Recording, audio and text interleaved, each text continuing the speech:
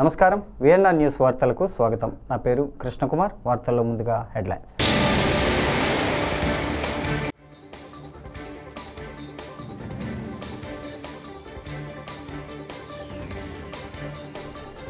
అణు బెదిరింపులకు లొంగేదే లేదు, రాజ్నాథ్ సింగ్.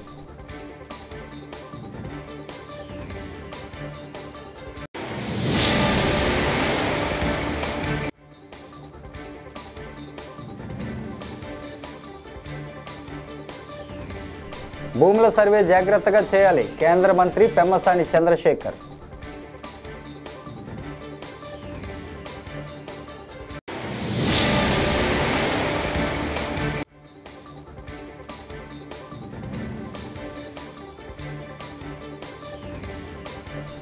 మహిళల్లో అహల్యాబాయి ధైర్యాన్ని నింపారు, దగ్గుబాటి పురంధేశ్వరి.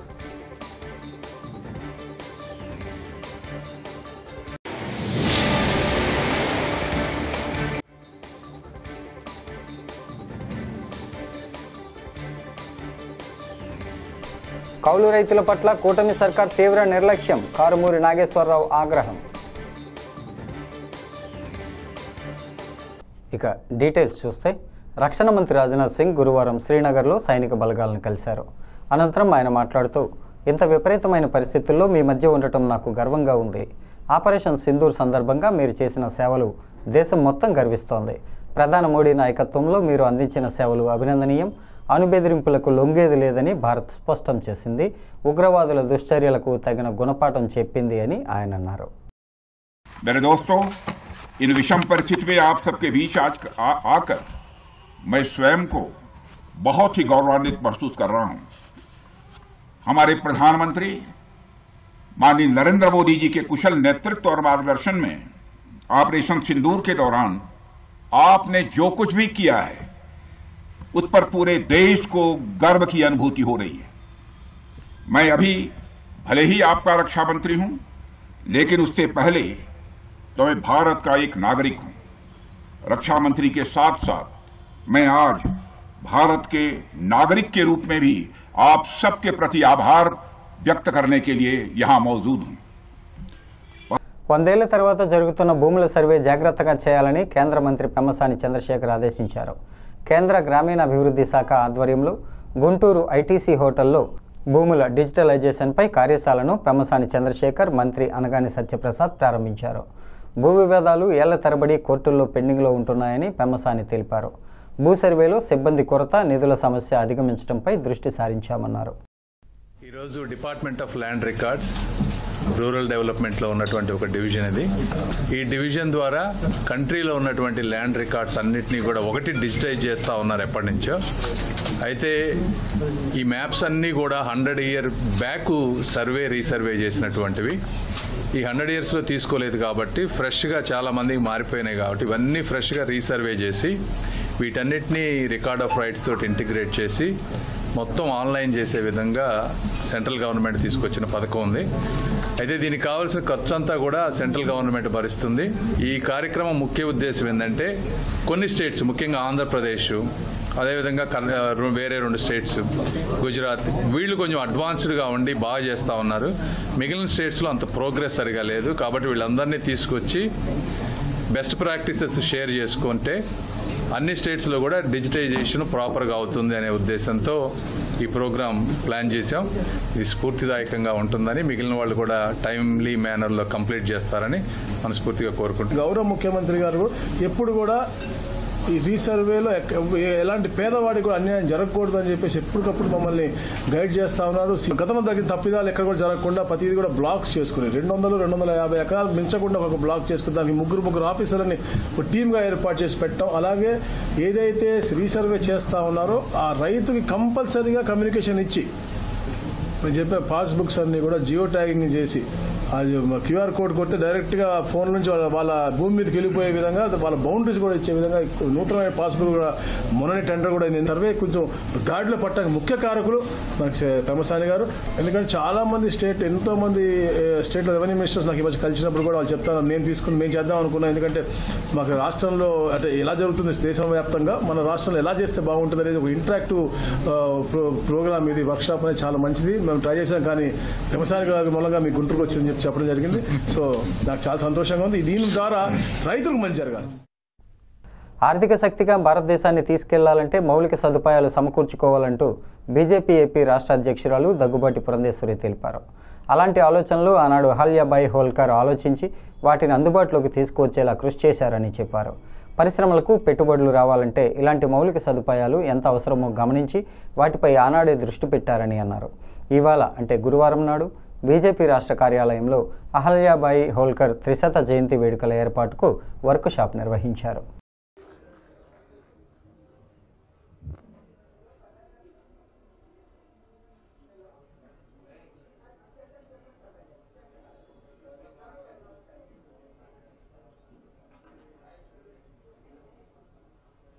ఉన్నటువంటి సందర్భంలో వారి ప్రస్థానాన్ని గుర్తు చేసుకుంటూ వారు ఏ విధంగా సంక్షేమం కావచ్చు, సామాజిక న్యాయం కావచ్చు, లేకపోతే సమసమాజ స్థాపనకి వారి జీవితాన్ని అంకితం చేసినటువంటి సందర్భంలో భారతీయ జనతా పార్టీ కూడా అదే దిశగా వెళ్తున్నటువంటి నేపథ్యంలో ఒక్కసారి వారిని గుర్తు చేసుకుని వారి జీవితాన్ని సెలబ్రేట్ చేస్తూ రాష్ట్ర వ్యాప్తంగా మాత్రమే కాకుండా దేశవ్యాప్తంగా కూడా వారి గురించి తెలియజేయాలి అనేటువంటి ఆలోచనతోటి కేంద్ర నాయకత్వం భారతీయ జనతా పార్టీకి సంబంధించి దేశవ్యాప్తంగా 2000 కార్యక్రమాలు చేయాలి అని చెప్పి నిర్ణయం చేయడం జరిగింది. చాలా వరకు కూడా మన భారత చరిత్ర కనుక మనం చూసుకున్నట్లయితే మన ఇతిహాసం ఏదైతే ఉందో పాశ్చాత్యులు రాశారు. మన చరిత్రని భారతీయులు రాశారు అని చెప్పడానికి చాలా కొద్దిపాటి రుజువు మాత్రమే మన దగ్గర ఉన్నది. అంటే ఇంచుమించుగా మనం కనుక హిస్టరీని చూసినట్లయితే, మన హిస్టరీ బుక్స్ని కనుక చూసినట్లయితే అవన్నీ కూడా పాశ్చాత్యులు మనకి ఇచ్చినటువంటి సమాచారమే మన పాఠ్య పుస్తకాల్లో ఇవాళ ఉన్నటువంటి సందర్భం. కనుక చాలా వరకు పాశ్చాత్యులకి ఏదైతే అనుకూలం అని చెప్పి వారు భావించారో వారే ఆ విషయాలే మనకి భారత చరిత్ర అని చెప్పి మనకి అందివ్వడం జరిగింది. ఆ సందర్భంలో మన భారతదేశంలో అనేక మంది మహనీయులు వారి జీవితాన్ని దేశ సేవకి, దేశ స్వాతంత్ర పోరాటానికి అంకితం చేసినప్పటికీ కూడా చాలా వరకు వారి పేర్లు మనకి చరిత్ర పుటల్లో మనకి కనిపించవు. ఇవాళ నరేంద్ర మోడీ గారు దేశ ప్రధాని అయిన తర్వాత అంటే 2014 నాటి నుండి నిజంగా అటువంటి మహనీయులు ఎవరైతే ఉన్నారో, ఎవరైతే వారి చరిత్ర కానీ వారి చివరికి వారి పేరు కూడా మన పాఠ్య పుస్తకాలు మన చరిత్రలో చూడనటువంటి సందర్భంలో, విననటువంటి సందర్భంలో భావి పౌరులకు కూడా వారి గురించి తెలియజేయవలసినటువంటి. రాష్ట్రంలో కౌలు రైతుల పట్ల కూటమి ప్రభుత్వం తీవ్ర నిర్లక్ష్యంతో వ్యవహరిస్తోందని మాజీ మంత్రి వైఎస్ఆర్సీపీ రీజనల్ కోఆర్డినేటర్ కారుమూరి నాగేశ్వరరావు మండిపడ్డారు. తాడేపల్లి వైఎస్ఆర్సీపీ కేంద్ర కార్యాలయంలో మీడియాతో మాట్లాడుతూ కౌలు రైతులకు ప్రభుత్వ పరంగా అందించాల్సిన సంక్షేమ పథకాలను ఎగ్గొట్టేందుకు ప్రభుత్వం కుట్ర చేస్తోందని ఆగ్రహం వ్యక్తం చేశారు. శ్రీమా కంపెనీ అనే నారుతో మీరు అది వేయండి, మేము అందరూ కూడా కొట్టామని కంపెనీలు వాళ్ళందరూ కూడా చెప్తే దాన్ని మీరు పట్టించుకోకుండా మరి వాళ్ళందరూ కూడా కంపెనీ వాళ్ళు పారిపోయే పరిస్థితికి వస్తే ప్రభుత్వంగా మీరు ముఖ్యమంత్రిగా ఏ బాధ్యత తీసుకుంటారని చెప్పి నేను అడుగుతున్నాను. నేను ఇవాళ పొగాకు రైతులను ఆదుకోవాల్సిన అవసరం ఎవరు ఉంది? ఈ రాష్ట్ర ముఖ్యమంత్రికి ఉంది, ఈ రాష్ట్ర వ్యవసాయ మంత్రికి ఉంది. దీని మీద ఏమాత్రం ఆలోచన చేస్తున్నారా? ఒక లెటర్ రాస్తారు, వదిలేస్తారు, ఒక ప్రకటన చేస్తారు, వదిలేస్తారు. అది కాదు, దాని మీద ఏం చేయాలని. మరి గతంలో ఇలాంటి పరిస్థితులు వచ్చినప్పుడు మార్కెట్ని ఇన్వాల్వ్ చేసి మరి దానికి ఒక అమౌంట్ పెట్టి వాళ్ళకి అండగా రైతులకు నిలబడిన ముఖ్యమంత్రి జగన్మోహన్ రెడ్డి గారు. మరి మీరు 45 ఏళ్ళ ఇండస్ట్రీ అంటారు. ఈ 45 ఏళ్ళ ఇండస్ట్రీ మీరు ఏమంటారు? మీరు ఈ పొగాకు రైతులను ఆదుకోరా అని మిమ్మల్ని అడుగుతున్నాను నేను. ఈ పొగాకు రైతులు ఏమైపోతారు అనుకుంటున్నాను. ఎకరానికి 1,50,000 రూపాయలు పెట్టుబడి పెట్టి ఇవాళ పెట్టుబడి వస్తే చాలా అనుకునే పరిస్థితిలో రైతాంగం వెళ్ళిపోయారంటే ఈ శ్రీమాన్ కంపెనీ ఏమన్నా వాళ్ళు మరి మీ వేయండి మేము కొంటాము కొనిపిస్తామని చెప్పి కంపెనీలందరూ కూడా చెప్తే ఆ కంపెనీ వాళ్ళతో మీరేమన్నా ఇప్పటివరకు మీటింగ్ పెట్టారా అని అడుగుతున్నాను నేను. ఆ కంపెనీ వాళ్ళు పిలవాలి, మాట్లాడాలి, రైతులకు అండగా నిలబడి ఈ పొగాకును కొనే బాధ్యత మీరని చెప్పి ఎందుకు మీరు మాట్లాడరని అడుగుతున్నాను, ఎందుకు మీటింగ్ పెట్టరని అడుగుతున్నాను నేను. ఇవాళ ఏమైపోతున్నారు, పొగాకు రైతులందరూ కూడా ఆత్మహత్య చేసుకునే పరిస్థితికి వచ్చారు. ఇప్పుడు కూడా మీరు బాధ్యత తీసుకోరా అని చెప్పి నేను అడుగుతున్నాను. ఇవాళ పొగాకు రైతులు నాణ్యత లేదంటారు, ఫస్ట్ స్టాక్ తీశారు, అది కొన్నారు, 8,000 10,000 కొని తర్వాత దానికి వాళ్ళ ఖర్చుల కింద, నారు ఖర్చు కింద, పట్టాల కింద, అట్ల కింద మొత్తం జమేసేసుకున్నారు. రెండో విడత కొన్నారు, అది వేలం వేసినప్పుడు లాస్ట్ క్వింటాలకి 8,000 నుంచి 12,000 కొనుగోలు చేసి ఆ సొమ్మును కూడా మరి ఇవాళ రాకుండా చేసే కార్యక్రమం చేస్తున్నారు. ఇవాళ ఏ రకంగా నష్టపోతున్నాడు, 10,000 కూడా పలకటాలేదు రెండో ఆకు వచ్చేటప్పటికి. గతంలో దాని రేటు 15,000 నుంచి 18,000కు పలికింది. గత ఏడాది మరి రెండో విడత ఆకు 15,000 నుంచి 18,000 కొన్నది, ఇవాళ 10,000 కూడా రావట్లేదంటే రైతు ఏమైపోతారని నేను అడుగుతున్నాను నేను. రాష్ట్రంలో సంక్షేమ పథకాల అమలుపై టీడీపీ పొలిట్ బ్యూరో కీలక నిర్ణయాలు తీసుకుంది. చంద్రబాబు అధ్యక్షతన మంగళగిరిలోని టీడీపీ కేంద్ర కార్యాలయంలో సమావేశమైన పొలిట్ బ్యూరో ముందుగా పహల్గాం దాడి అమరవీరులకు నివాళులర్పించింది. ఈ నెల 17, 16, 18 తేదీల్లో అన్ని నియోజకవర్గాల్లో కూటమి పార్టీలతో కలిపి తిరంగా ర్యాలీలు నిర్వహించాలని నిర్ణయించింది. కూటమి ప్రభుత్వం మొదటి వార్షికోత్సవాన్ని పురస్కరించుకొని జూన్ 12న తల్లికి వందనం, అన్నదాత సుఖీభవ పథకాల అమలుతో పాటు అదే రోజు 1,00,000 మంది ఒంటరి మహిళలకు, వితంతువులకు పింఛన్లు ఇవ్వాలని నిర్ణయించింది. దీనికి పొలిట్ బ్యూరో ఆమోదం తెలిపింది. మరి తెలుగుదేశం పార్టీ స్థాపించిన దగ్గర నుంచి ప్రతి ఏడాది క్రమం తప్పకుండా మహానాడు నిర్వహించుకోవడం జరుగుతుంది. అయితే ఈ ఏడాది కడపలో మహానాడు చేయాలని చెప్పేసి మరి పొలిట్ బ్యూరో నిర్ణయించడం జరిగింది. అయితే ఈ నిర్ణయం కొంత ఆలస్యం అయినప్పటికీ కూడా ముఖ్యంగా యుద్ధ వాతావరణం ఉన్నటువంటి నేపథ్యంలో ఒకవైపు యుద్ధం జరుగుతున్నప్పుడు మనం మహానాడు చేయడం బాగుంటుందా లేదా అని చెప్పేసి ఆ మీమాంసలో ఉండి కొంత ఆలస్యం అయింది. ఎప్పుడైతే ఈ యుద్ధం మరి ఆగిపోయినటువంటి సందర్భంలో తప్పనిసరిగా మహానాడు చేయాలని చెప్పేసి మరి పోలిట్ బ్యూరో అంతా కూడా నిర్ణయించడం జరిగిందని చెప్పి తెలియజేస్తున్నాం. కనుక ఈ నెల 27, 28, 29 ఈ 3 రోజుల్లో మరి కడపలో ఘనంగా సీకే దిన్ని మండలంలో ఆ హైవేకి ఆనుకునే మేము మహానాడు ప్రాంగణం చూడడం జరిగింది. అక్కడ ఘనంగా చేయబోతున్నాం అని చెప్పేసి మీ ద్వారా తెలుగుదేశం పార్టీ కుటుంబ సభ్యులకు ప్రజలకి తెలియజేస్తున్నాం. ఇందులో మొదటి 2 రోజులు నాయకుల్ని, ఏ స్థాయి నాయకులు అంటే మండల స్థాయి నాయకుల వరకు కూడా, అలాగే యూనిట్ క్లస్టర్ వరకు కూడా మనం పిలవడం జరుగుతుంది. స్టేట్ బాడీ మెంబర్స్ కావచ్చు, పోలిట్ బ్యూరో మెంబర్స్ కావచ్చు, అలాగే జిల్లా body members, state body members అందరినీ కలుపుకొని సుమారు 23,000 మందికి మొదటి 2 రోజులు మేము ఆహ్వానిస్తున్నాం. 3వ రోజుకి వచ్చేసరికి గ్రామ స్థాయి అధ్యక్షుల వరకు, గ్రామ కమిటీ వరకు కూడా పిలవడం జరుగుతుంది అని చెప్పేసి ఈ సందర్భంగా తెలియజేస్తున్నాం. అంటే సుమారు 50,000 మందికి ఆ రోజు మీటింగ్ కి ఆహ్వానం పంపడం జరుగుతుందని చెప్పి తెలియజేస్తున్నాం. ఇది కాకుండా ఆ చుట్టుపక్కల ఉన్నటువంటి నియోజకవర్గాల్లో ఈ కుటుంబ సాధికార సారథులు అని చెప్పేసి మేము ఒక కమిటీని వేసుకుంటున్నాం. వాళ్ళందరికీ కూడా ఆహ్వానం పంపడం జరుగుతుందని చెప్పేసి ఈ సందర్భంగా తెలియజేస్తూ మరి ఈ ఏడాది మరి పార్టీ ఆవిర్భవించిన దగ్గర నుంచి కూడా కడపలో మరి ఇంతవరకు మేము చేయలేదు. 2024 ఎలక్షన్ లో కడప జిల్లా వారు బాగా ఆదరించినటువంటి సందర్భం. పార్టీ ఆవిర్భవించినప్పుడు వారు ఆదరించారు, మళ్ళీ ఇప్పుడు ఆదరించారు. కనుక అందరూ కూడా కడపలో ఘనంగా చేయాలి. అంటే కొంతమంది అక్కడ అకామిడేషన్ లేదు ఎలాగా అని చెప్పేసి కొంత డౌట్లు ఎక్స్ప్రెస్ చేసేటప్పటికి కూడా అక్కడే చేయాలని చెప్పేసి నిర్ణయం తీసుకున్నామని చెప్పేసి తెలియజేస్తున్నాం. ఈలోగా కూడా మేము ప్రతి నియోజకవర్గంలో క్యాడర్ ను పిలిపించి ట్రైనింగ్ కూడా ఇవ్వడం జరుగుతుందని చెప్పేసి తెలియజేస్తున్నాం. ఏదైతే ఆపరేషన్ సింధూర్ రూపకల్పన చేసి సమర్థవంతంగా ఉగ్రవాదుల దాడుల్ని, పాక్ సైనిక చర్యలను తిప్పికొట్టి ప్రజల నమ్మకాన్ని, దేశం యొక్క ప్రతిష్టను పెంచి పాకిస్తాన్ ను ఒంటరిపాటు చేసినటువంటి భారత ప్రధాని శ్రీ నరేంద్ర మోడీ గారికి, త్రివిధ దళాల్ని, వారి అధిపతుల్ని, ఈ ఆపరేషన్ సింధూర్ లో పాల్గొన్నటువంటి ప్రతి ఒక్క సైనికుడికి అభినందిస్తూ పోలిట్ బ్యూరో తీర్మానం చేసిందని చెప్పి సందర్భంగా తెలియజేస్తున్నాను.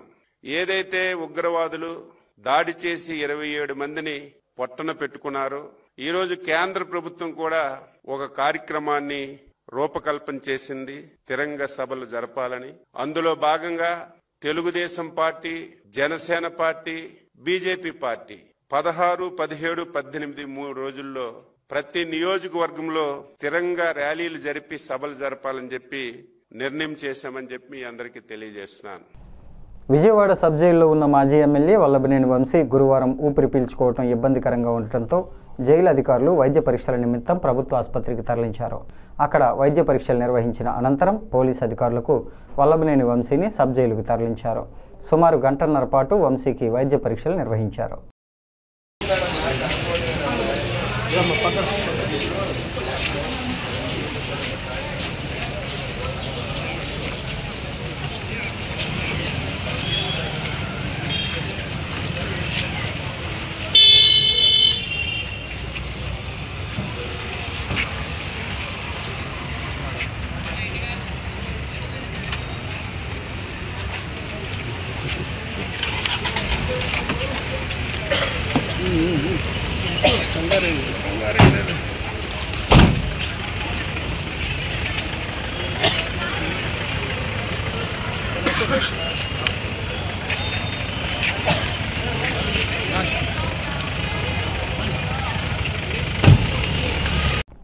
మిస్ వరల్డ్ 2025 పోటీల్లో పాల్గొనే సుందరిమణులు బుధవారం చారిత్రక ఊరుగల్లు నగరంలో పర్యటించారు. ఈ సందర్భంగా వారు 1000 స్తంభాల ఆలయాన్ని సందర్శించారు. వారికి తెలంగాణ సాంప్రదాయం ప్రకారం బతుకమ్మ మేళతాళాలతో స్వాగతం పలికారు. చీరకట్టులో మెరిసిన సుందరిమణులు గ్రూప్ ఫోటోషూట్లో పాల్గొన్నారు.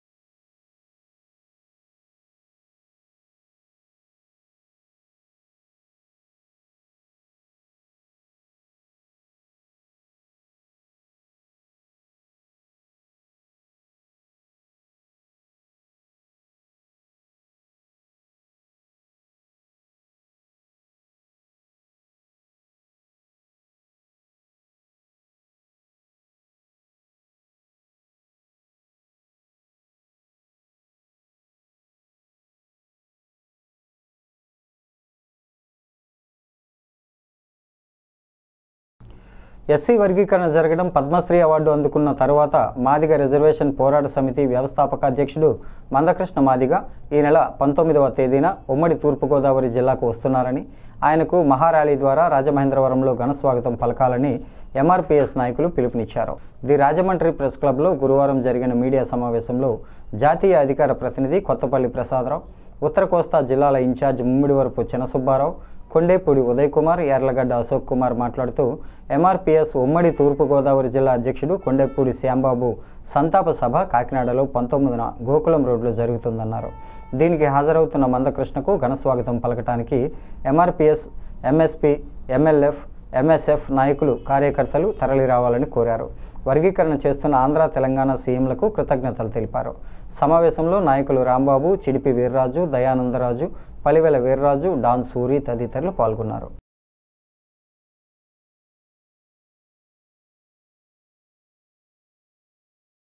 వర్గీకరణ కోసం కృష్ణమాది గారు 30 సంవత్సరాల నుంచి పోరాటం చేస్తూనే ఉన్నారు. మరి ఆ పోరాటంలో కోర్టుల ద్వారా మాదిగ ఉపకులాలకి న్యాయం చేయడం జరిగింది. ప్రస్తుతం అనుకూలంగా ఉన్న రాష్ట్రాలన్నీ కూడా వర్గీకరణ అమలు చేస్తూ ఉన్నాయి. కృష్ణమాది గారు ఈ వర్గీకరణ జీవో వచ్చిన దగ్గర నుంచి కూడా ఈ జిల్లాలో ఇప్పటి వరకు ఆయన పర్యటన జరగలేదు. అంటే ఆయన అక్కడ ప్రతి రాష్ట్రంలోనూ కూడా జరిగే కార్యక్రమాలకు ఆయన అటెండ్ అవుతూ మన జిల్లాకి రావడం జరగలేదు. ఇప్పుడు అన్నగారు చనిపోయారు కాబట్టి ఆయన సంస్మరణ సభ ఈ నెల 19వ తారీఖున కాకినాడలో ఏర్పాటు చేయడం జరిగింది. మరి ఆ కార్యక్రమానికి ముఖ్య అతిథిగా అన్నగారు పద్మశ్రీ మందకృష్ణమాది గారు వస్తూ ఉన్నారు. అదేవిధంగా కొండేపూడి శ్యాంబాబు అన్నగారి ఆత్మ శాంతించేలాగా ఆయన సంస్మరణ సభ కూడా నిర్వహించాలని మొత్తం ఈ జిల్లాలో ఉన్నటువంటి ఉమ్మడి జిల్లాలో ఉన్నటువంటి ఎంఆర్పిఎస్ కార్యకర్తలు, అదే రకంగా ఎంఆర్పిఎస్కు సంబంధించినటువంటి అనుబంధ సంఘాలన్నీ కూడా నిర్ణయించడం జరిగింది. నల్లకోట్లన్నీ ఓ స్థాయి మీదకి వచ్చి మందకృష్ణమాది గారి నాయకత్వంలో పిలుపుని ఇండివిజువల్గా చేసేది వేళ ఎంఆర్పిఎస్ అనుబంధ సంఘాలతో శ్యాంబాబు అన్న స్వర్గీయ ఉమ్మడి తూర్పుగోదావరి జిల్లాల మాజీ అధ్యక్షులు స్వర్గీయ కొండేపూడి శ్యాంబాబు గారు ఈ నెల 19వ తారీఖున ఆయన సంస్మరణ సభకి పద్మశ్రీ మందకృష్ణమాది గారు ఏబిసిడి వర్గీకరణ తర్వాత రాష్ట్రం నుంచి జిల్లాకి వస్తున్నారు కాబట్టి అన్ని గ్రామ, మండల స్థాయి, డివిజన్ స్థాయి నాయకత్వం కళాకారులను, నాటకాలను ప్రోత్సహించాలని ఆదోని ఎమ్మెల్యే డాక్టర్ పార్థసారథి అన్నారు. గురువారం ఆదోనిలో ఆయన నాటక కళాకారులతో కలిసి మాట్లాడారు. పట్టణంలోని వెలిసిన శ్రీ మహాయోగి తిక్క లక్ష్మమ్మ అమ్మవారి 93వ వెండి రథోత్సవం సందర్భంగా పౌరాణిక, సాంఘిక నాటక ప్రదర్శన కార్యక్రమం నిర్వహిస్తున్నట్లు ఎమ్మెల్యే పార్థసారథి తెలిపారు. ఈ ఆధునిక కాలంలో సినిమాల ప్రభావంతో నాటక ప్రదర్శనలకు ఆదరణ తగ్గిందని, అందరూ ప్రోత్సహించాలని ఆయన కోరారు. స్టేజ్ యాక్టింగ్ చేయడం కానీ బాగా తగ్గింది. దీన్ని దృష్టిలో పెట్టుకొని ఈ కళని ఇంకా బతికించాలన్న ఆలోచనతో ఈ పెద్దలందరూ కూడా వీళ్ళు ఉచితంగా పౌరాణిక, సాంఘిక నాటకాలు వేయాలనే నిర్ణయానికి వచ్చారు. ఈ నెల 19వ తారీఖున అంటే సోమవారం సాయంకాలం 6 గంటల నుంచి పొద్దున్న దాకా నడుస్తుందట. మున్సిపల్ స్కూల్ గ్రౌండ్లో స్టేజ్ వేసి దాంట్లో నాటకాలు చేయాలని నిర్ణయం చేశారు. దీంట్లో దశమాంకములు అని 10 నాటకాలని ఒకే రోజు వేసే విధంగా దీంట్లో మాయసభ దుర్యోధనుడుగా చిగిలి లక్ష్మణ యాదవ్, ఉత్తరాభిమన్యుడుగా నరసన్న తంగడదోన నుంచి, అలాగే గయోపాఖ్యానం నల్లారెడ్డి సీనియర్ ఆర్టిస్ట్ గారు, జర్నలిస్టు, న్యాయవాది కూడా ఆయన, కృష్ణతులాభారం శ్రీకృష్ణుడిగా తాయన్న న్యాయవాది గారు, అలాగే సుభద్ర అర్జునుడిగా కృష్ణమూర్తి యాదవ్ గారు తంగడదోన నుంచి, అలాగే రామాంజనేయ యుద్ధాన్ని మొగలవల్లి రవికుమార్ గారు, అలాగే చింతామణి భవానీ సీను ఇన్ని వల్లి సాబ్ గారు సీనియర్ ఆర్టిస్ట్ పెద్ద ఆయన, అలాగే పూలరంగడు సుబ్బిశెట్టి ఉంగరాల సీనిని సుబ్బిశెట్టి అప్పారావు గారు, అలాగే జబర్దస్త్ ఆర్టిస్టు సత్యహరిశ్చంద్ర వారణాసి సీన్ని చిట్టిబాబు గారు, సత్యహరిశ్చంద్ర కాటి సీనుని గోరెడ్డి వెంకన్న గారు, అలాగే చింతామణి అనిత కుమారి కానీ లేదా అనంతపూర్ నుంచి దేవి గారు కానీ, అలాగే సంగీతం అబ్దుల్లా గౌడు, అబ్దుల్లా, బండే గౌడు, శివరాములు, మహేష్, అడవిరాముడు, తిక్కన్న నరసింహులు, అలాగే రంగనాథు, అంజీ, వీళ్ళందరూ కలిసి గొప్పగా ఆదోని ప్రజలని లేదా చుట్టుపక్కల ప్రాంతాల ప్రజల్ని ఎవరైతే కానీ అనుకుంటాం, కానీ సినిమాలు వచ్చిన తర్వాత, డిజిటల్ వచ్చిన తర్వాత, మొబైల్ వచ్చిన తర్వాత నాటకాలు పూర్తిగా మర్చిపోతారు అనుకుంటారు. కానీ నాటకాలకి ఇప్పటికీ కూడా అభిమానులు ఉన్నారు. వీళ్ళని అలరించడానికి వీళ్ళందరూ కూడా పూనుకొని ఈ కార్యక్రమాన్ని చేయడం ఎంతో సంతోషంగా ఉంది.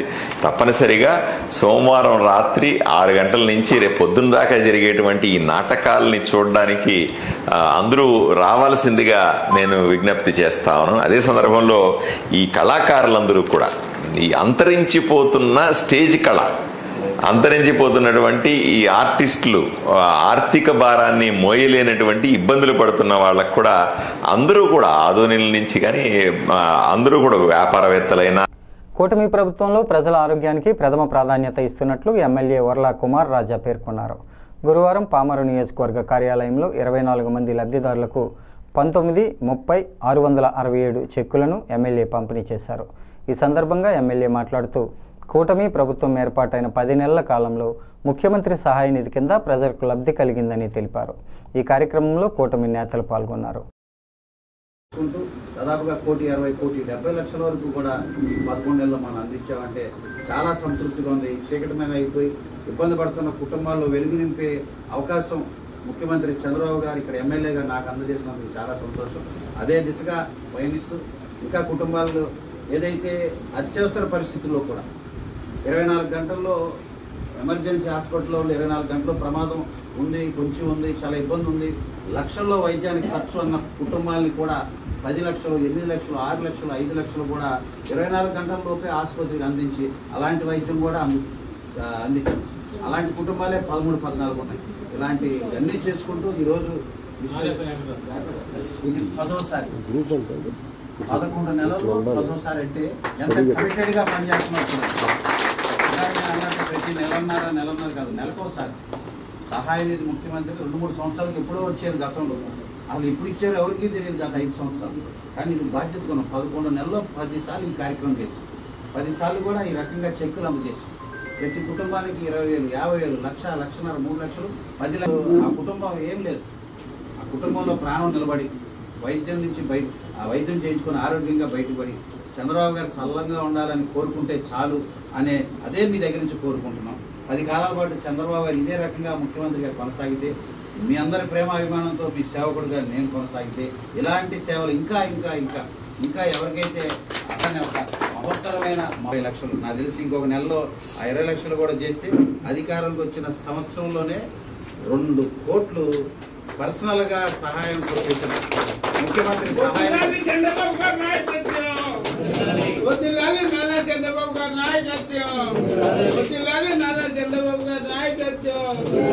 ఇలాంటి కాగితాలతో దాదాపుగా 10 సార్లు ఇవ్వగలిగాం.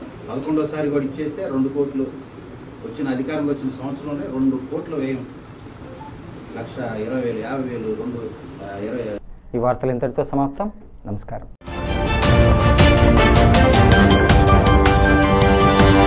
Thank you.